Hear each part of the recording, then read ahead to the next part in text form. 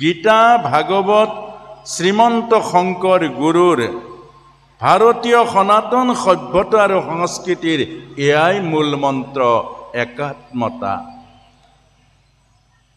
য'ত একাত্মতা নাই তাত ভক্তি কেনেকৈ সম্ভৱ হ'ব? য'ত সমন্বয় আৰু সম্প্ৰীতি নাই তাত জীৱনৰ সুখ আৰু শান্তি কেনেকৈ প্ৰবাহিত হ'ব পাৰে?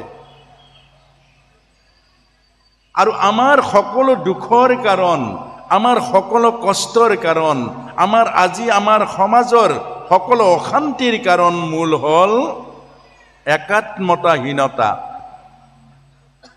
মানুহে মানুহৰ প্ৰতি অশুভ ভাৱনা, মানুহে মানুহৰ প্ৰতি তুচ্ছ ভাৱনা, মানুহে মানুহৰ প্ৰতি এই যিটো বিপৰীত চিন্তা, এই নাকাৰাত্মক চিন্তা, এই চিন্তাটোৱে হ'ল আমাৰ দুখৰ মূল কাৰণ, আমাৰ কষ্টৰ মূল কাৰণ, আমাৰ সকলো মুখৰ হাঁহি কাঢ়ি নিয়াৰ কাৰণ। মহাভাৰতৰ যুদ্ধত কৌৰৱৰ পক্ষত এটা বস্তু নাছিলে, সেই বস্তু নাছিলে একাত্মতা নাছিলে। প্ৰত্যেকৰে স্বাৰ্থ আছিলে, প্ৰতিজনৰ স্বাৰ্থ আছিলে। দ্ৰোণাচাৰ্যৰ স্বাৰ্থ আছিলে দ্ৰুপদৰ পৰাস্ত কৰি ৰাজ্য লোৱা। তাৰ কাৰণে অৰ্জুনক মাধ্যম কৰি লৈছিলে। দুৰ্যোধনৰ স্বাৰ্থ আছিলে দ্ৰুপদীৰ এটি বাক্য, অন্ধৰ পুত্ৰ অন্ধ বুলি দ্ৰুপদী মায়ে হাঁহিছিলে। আৰু সেইকাৰণে এই দুৰ্যোধনৰ এইটো প্ৰতিশোধ পৰায়ণতা, এইটো আছিলে দুৰ্যোধনৰ মনৰ বুকুৰ মাজত। ভীষ্মৰ আছিলে সিংহাসন খামুচি ধৰা, যে নিজৰ প্ৰতিজ্ঞাত লাগি ধৰা। সমস্ত ভাৰতবৰ্ষ ধ্বংস হৈ গৈছেগে, সমস্ত ভাৰতবৰ্ষত নাৰী জাতিক অপমান কৰিছে। অভিমন্যুৰ নিচিনা কোমল এটা নিষ্পাপ শিশুক সপ্তৰথীয়ে বেৰি মাৰিলে, তাৰ মাজতো ভীষ্মই মাত মাতিব নোৱাৰিলে, মাত্ৰ নিজৰ প্ৰতিজ্ঞাত খামুচি ধৰিলে। য'ত একতা নাই, য'ত একাত্মতা নাই, য'ত সমন্বয় নাই, য'ত সম্প্ৰীতি নাই, য'ত সদ্ভাৱনা নাই, য'ত মানৱ প্ৰেম নাই, মানৱ দৃষ্টি নাই, মাত্ৰ জাতি পাতি ধৰ্মক লৈ ভাগ ভাগ, তাত কেনেকৈ শান্তি হ'ব পাৰে? তাত কেনেকৈ সম্প্ৰীতি হ'ব পাৰে? তাত কেনেকৈ ভাগৱত ধৰ্মৰ প্ৰভাৱ পৰিব পাৰে? আৰু আজি এই দুলীয়াজনৰ ব্যস্ত তৈলনগৰী, কাৰো সময় নাই। আৰু এই সময় নোহোৱাৰ মাজত সময়ক ধৰি ৰখাৰ যিটো প্ৰচেষ্টা, আৰু আজি আমি এই কথা অত্যন্ত হৃদয়েৰে ঘোষণা কৰিছোঁ, অকল দুলীয়াজান নহয়, ই সমগ্ৰ অসমবাসীৰ এই বীজ গজিছে। এই সমগ্ৰ অসমবাসীয়ে এদিন এই একাত্মতাৰ মাজত সোমাই পৰিব। কাৰণ য'ত সত্য আছে, য'ত সততা আছে, য'ত পবিত্ৰ অন্তৰ আছে, তাতেই কৃষ্ণ আছে।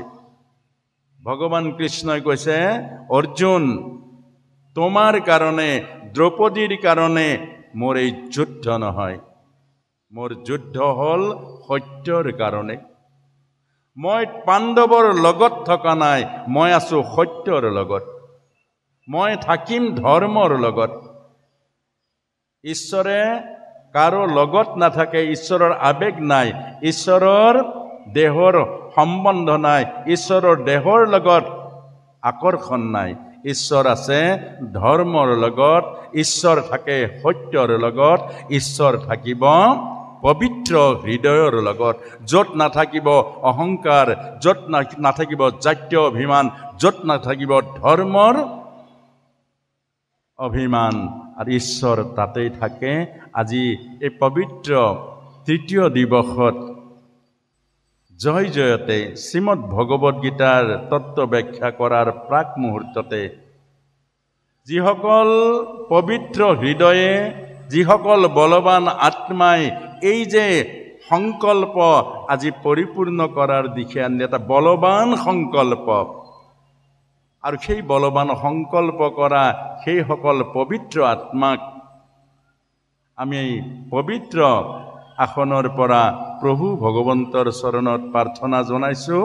তেওঁৰ সমস্তৰ আত্মাক বলৱান কৰক, অৰ্জুনৰ নিচিনা জাগ্ৰত কৰক, আৰু অৰ্জুনৰ নিচিনা এই মহাসংগ্ৰাম, একাত্মতাৰ সংগ্ৰাম, ধৰ্ম ৰক্ষাৰ সংগ্ৰাম আৰু সমন্বয় সম্প্ৰীতিৰ সংগ্ৰামখন যাতে তেওঁৰ সমস্তই জয় হ'ব পাৰে, এই সমগ্ৰ ভাৰতবৰ্ষলৈ নিব পাৰে, এইখিনিকে প্ৰভুৰ চৰণত কামনা জনাইছোঁ। আৰু লগতে আপোনাসবক এই পবিত্ৰ আসনৰ পৰা পবিত্ৰ হৃদয়েৰে সেৱা জনাইছোঁ। আপোনাসব এটা এটা সংগঠনৰ নহয়, এটা এটা নামঘৰৰ প্ৰতিনিধি নহয়, এটা এটা শিৱ মন্দিৰৰ প্ৰতিনিধি নহয়, এটা এটা কোনো কালীবাৰী অৰ্থাৎ কালী মাৰ থানৰ প্ৰতিনিধি হয়। আপোনাসব বিগ্ৰহ আহিছে, মন্দিৰৰ প্ৰাণ আহিছে আপোনাসব। আৰু গতিকে এই যে শক্তি, এই শক্তিয়ে ভক্তি, এই শক্তিয়ে আমাৰ গোটেই সমন্বয় সম্প্ৰীতিৰ নিশ্চয় কল্যাণ হ'ব। আৰু আমি আপোনাসবৰ হৃদয়তো এই একাত্মতাৰ ভাৱনা যাতে অটুট থাকে, সমন্বয় সম্প্ৰীতিয়ে যাতে আমি আমাৰ সমাজখন ধৰি ৰাখিব পাৰোঁ, আমি ভাৰতীয় সনাতন সংস্কৃতিৰ, সনাতন ধৰ্মৰ এটা ছত্ৰছায়াত এক কৃষ্ণ কেন্দ্ৰিক এখন সমাজ হ'ব পাৰোঁ, এইখিনিকে প্ৰাৰ্থনা জনাই আপোনাসব আজি সকলোলৈকে ধন্যবাদ আৰু কৃতজ্ঞতা জনাইছিলোঁ। এই মঞ্চ দেখি আমাৰ বুকু দুৰু দুৰু কঁপিছিলে যে এটা নতুন অনুষ্ঠান, গীতাৰ দৰ্শন। আমাৰ অসমত গীতা পাঠ চলে, গীতাৰ তেনেকুৱা দৰ্শনৰ কথা নাই হোৱা। আৰু গীতা হয় নামঘৰত, গীতা হয় পিতৃ শ্ৰাদ্ধত। এনেকুৱা এটা মঞ্চত কিমান সাহসেৰে, কিমান বলৱান ভাৱনাৰে ইমান আয়োজন কৰিছে।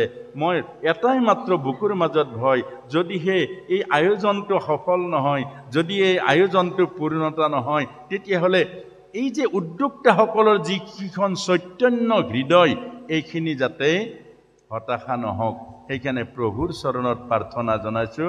আৰু আপোনাসবে সকলোৱে উপস্থিত হৈ উদ্যোক্তাসকলৰ হৃদয়ৰ মাজত মনোবল প্ৰদান কৰিলে, তাৰ সমস্তক দুগুণ উৎসাহী কৰিলে। আৰু আজি প্ৰথমতে আপোনাসব সমস্ত শ্ৰোতা ভকতসকলক সেৱা জনাইছোঁ।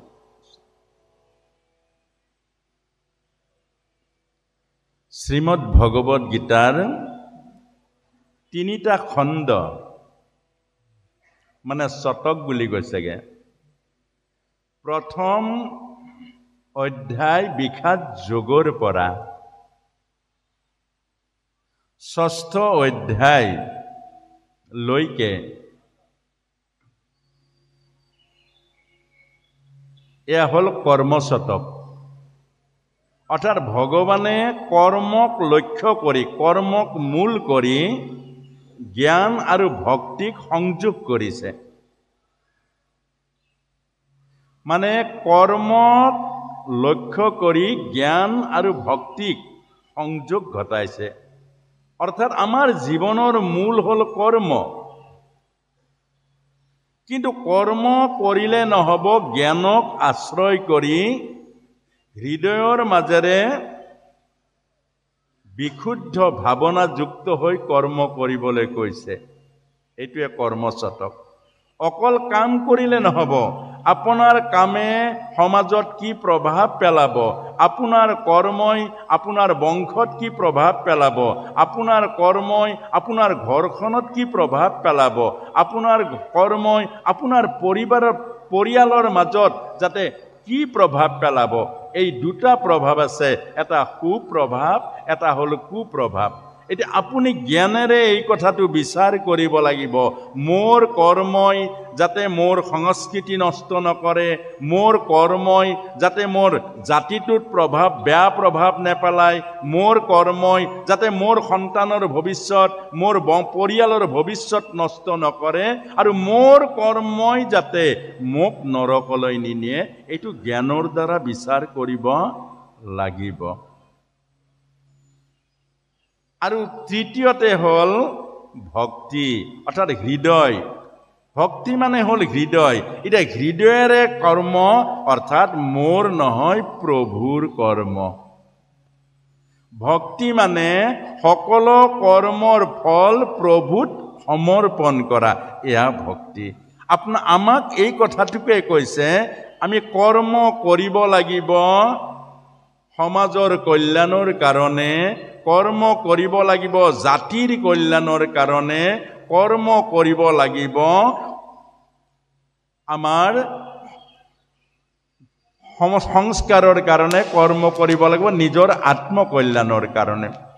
যধে মধে কৰ্ম কৰিলে নহ'ব। মই কৰিলো তোমাৰ কি হ'ল? নহ'ব।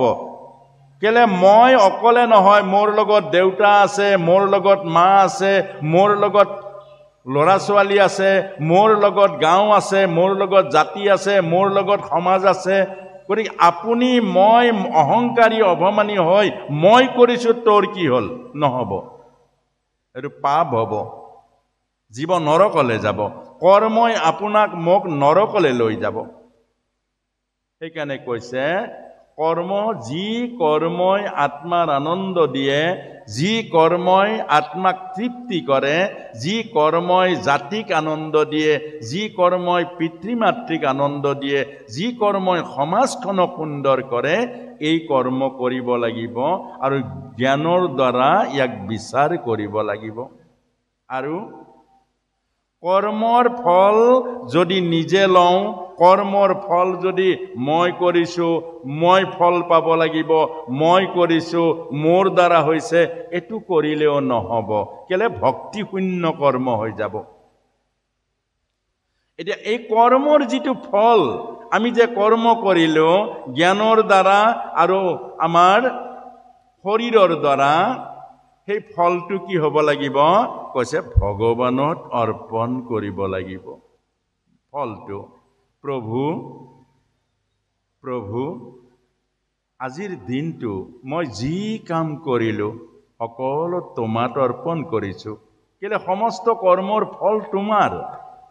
কাৰণ এই শৰীৰ দিছা তুমি, এই মন দিছা তুমি, এই ভাৱনা দিছা তুমি, এই সমস্ত জীৱন দিছা তুমি, আৰু এই সৃষ্টিখন তোমাৰ। মোক মাত্ৰ তোমাৰ কৰ্ম কৰিবলৈ মোক পঠিয়াইছা। গতিকে মই এই কৰ্মৰ ফল তোমাত অৰ্পণ কৰিলো।